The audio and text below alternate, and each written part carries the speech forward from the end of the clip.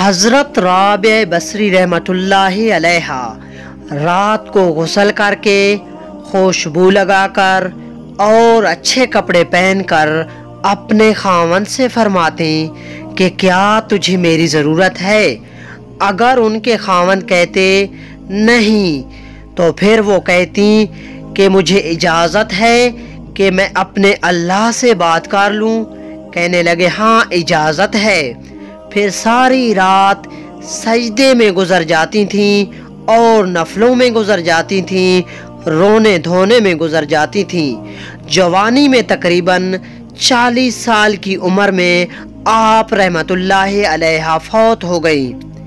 انتقال سے پہلے ان کی ایک خادمہ ان کے ساتھ تھیں۔ ان سے فرمانے لگیں جب میرا انتقال ہو تو مجھے راتوں رات دفن کرنا ہے اور جس کرتے میں میں تہجد پڑھتی ہوں وہ مجھے کفن دینا ہے اور کسی کو بتانا نہیں۔ انتقال کے اگلے دن جب وہ اپنی خادمہ کو خواب میں ملی، خادمہ نے پوچھا ماں جی آپ کے ساتھ کیا ہوا؟ فرمایا قبر میں منکر نکیر آئے تھے، مجھ سے کہنے لگے من ربو کی، تیرا رب کون ہے؟ تو میں نے کہا سبحان اللہ، 40 سال جسے نہ بھلا سکی 4 رات زمین میں آ کر اسے بھول جاؤں۔ تو پھر منکر نکیر کہنے لگے چلو اس کا کیا حساب لینا۔ خادمہ نے خواب میں یہ بھی دیکھا کہ انہوں نے بہت ہی خوبصورت لباس پہن رکھا ہے۔ خادمہ نے پوچھا آپ کا کفن تو وہ تہجد والا کرتا تھا، یہ سبز ریشم کہاں سے آ گیا؟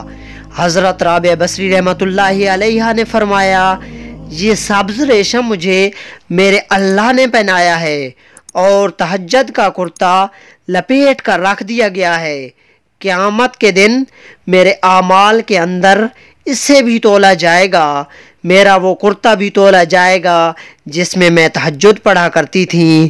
امید کرتے ہیں آپ کو ویڈیو اچھی لگی ہوگی۔ اگر اچھی لگی ہو تو اسے لائک اور اپنے دوستوں کے ساتھ شیئر کیجئے اور جان پاکستان ٹی وی کو سبسکرائب کرے۔